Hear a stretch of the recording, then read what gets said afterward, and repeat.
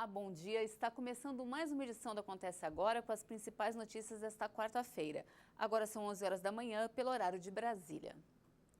Vamos aos destaques de hoje. A Polícia Federal cumpre mandados de prisão em mais uma fase da Lava Jato. A ação de hoje é uma continuação da Operação Câmbio Desligo. Ela já prendeu 30 pessoas no ano passado. Todas são suspeitas de movimentar mais de R$ 1,5 bilhão em 52 países. Agentes da Polícia Federal estão nas ruas desde cedo, com o apoio do Ministério Público Federal para cumprir 4 mandados de prisão, sendo 3 preventivos e 1 temporário, além de outros de busca e apreensão em mais uma fase da Operação Câmbio Desligo. Nessa fase, a polícia apura um esquema de evasão de divisas, lavagem de dinheiro e corrupção, chefiado pelo ex-governador Sérgio Cabral. Os mandados foram expedidos pelo juiz Marcelo Bretas, da 7ª Vara Federal Criminal do Rio de Janeiro. Os alvos desta operação foram identificados dentro do esquema de Sérgio Cabral, a partir das delações premiadas de Vinícius Clarer, o Juca e Cláudio Fernando Barbosa, o Tony.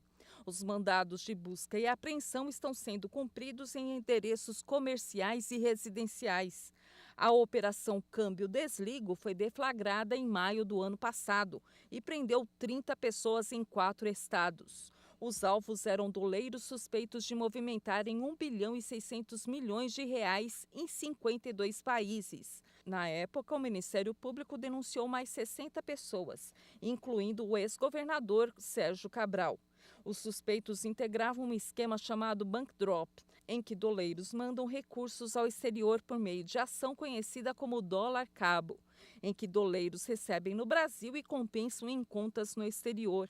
Assim, o dinheiro não é rastreável pelo Banco Central e escapa dos impostos.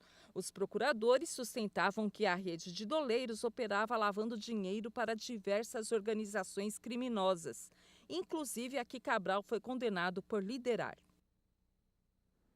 Após se encontrar com o presidente Donald Trump nos Estados Unidos, Jair Bolsonaro desembarcou no início desta manhã em Brasília. Ele encontrou com Trump ontem à tarde. Os dois conversaram sobre a situação da Venezuela.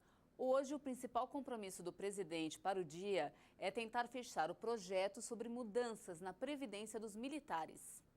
O terceiro e último dia da visita de Jair Bolsonaro foi também o dia D da viagem, com o aguardado encontro com o presidente Donald Trump. Bolsonaro chegou à Casa Branca por volta da 1 da tarde, horário de Brasília. Com uma pequena mudança de protocolo, os dois presidentes já iniciaram o encontro conversando com os jornalistas no Salão Oval da Casa Branca. E teve até troca de camisetas de futebol. Jair Bolsonaro ganhou de Trump uma camiseta da seleção americana com o número 19 e com o nome escrito nas costas.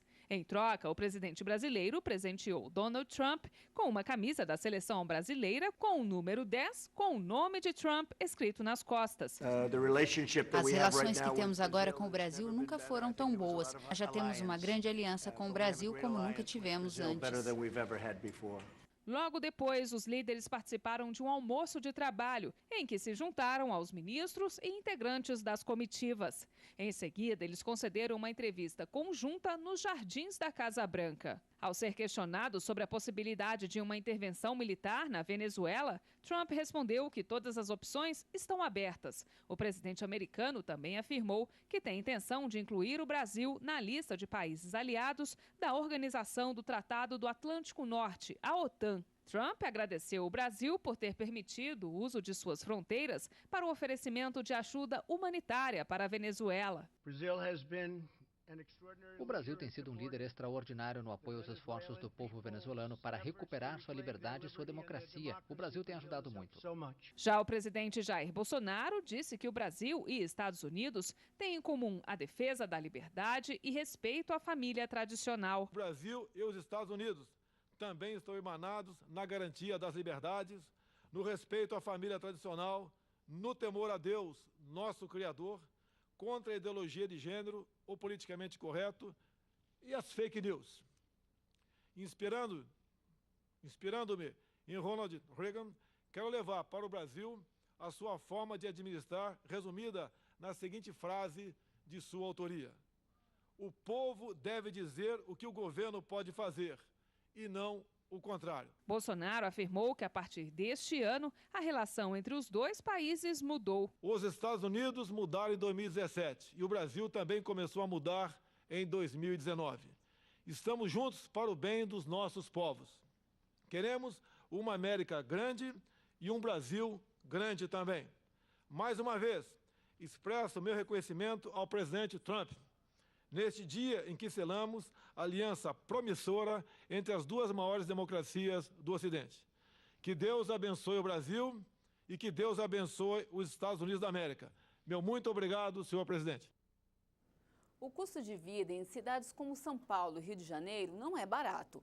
Ainda assim, um levantamento concluiu que viver nessas capitais ficou mais em conta. O ranking é feito pela Economist Intelligence Unit, instituição de pesquisa da revista britânica The Economist. As duas capitais brasileiras perderam juntas 56 posições em relação à última medição do relatório. São Paulo passou para o 107º lugar, enquanto o Rio para o 108º, entre as 132 cidades pesquisadas. De acordo com a publicação, a principal causa das variações do ranking ainda é a flutuação do câmbio. As 10 cidades mais caras para se viver estão, em maior parte, divididas entre Ásia e Europa. Singapura continua sendo a cidade mais cara do mundo desde 2018. Hoje eu vou encerrar falando do outono, que começa nesta quarta-feira. Uns gostam e outros não. Mas tem um probleminha que pode aumentar nessa época. O tempo seco costuma fazer mal ao sistema respiratório. Vamos conferir na reportagem. Para quem gosta, ele vai deixar saudade. Melhor o verão, que é até bom pra gente trabalhar. Mas para quem detesta ficar suando, aquele monte de insetos zumbindo e sofrendo com calor, é um alívio. Para mim é ótimo para corrida, porque é mais ameno a temperatura, né? Para mim, o inverno, eu gosto mais, particularmente. Você gosta mais no inverno? Mais no inverno, bem mais. E o nariz não sofre? Não fica mais doente, com gripe? Eu não, as crianças sim. Eu acho que eu já criei uma imunidade. O outono começa nesta quarta-feira às 6h58 da noite. Como a gente vive em um país muito grande, o outono tem características diferentes em cada região. Na Sudeste, por exemplo, a estação é marcada pela redução das chuvas. Consequentemente, o tempo fica mais seco e aí as doenças respiratórias começam a aparecer.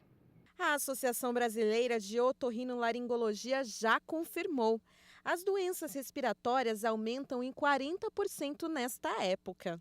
O número de pacientes que se mostram com as infecções de via aérea respiratória aumenta, sim, no outono e no inverno. Isso se deve principalmente pela maior convivência entre as pessoas em ambientes fechados e pouco ventilados, justamente por causa do frio. Bem complicado, tem muita gente que sofre mesmo. Eu ainda que tenho rinite, eu que sofro mais, mas ainda mais as crianças também. No inverno acaba tendo um pouquinho mais de chuva e acaba dando uma amenizada. O otorrino dá algumas dicas para minimizar os problemas nesta época do ano. Uma das principais medidas de prevenção é nós evitarmos ficarmos conglomerados, né, em espaços fechados. Então, deixar os ambientes o mais ventilado possível é uma das formas principais de prevenção. Além disso, lavar sempre a mão, né, passar álcool gel de forma frequente, tomar bastante água, lavar o nariz com soro fisiológico também diariamente, costuma ajudar, ter uma boa alimentação, além de uma boa hidratação, né? E para os casos de gripe, também tomar vacina ajuda bastante.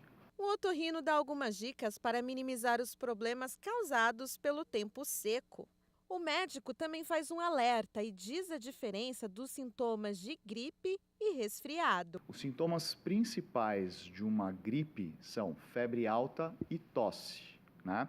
A gente tem que ficar mais cuidadoso ainda nos grupos de risco, que são gestantes, crianças menores do que 5 anos, transplantados, pessoas que têm imunodeficiência, idosos, né?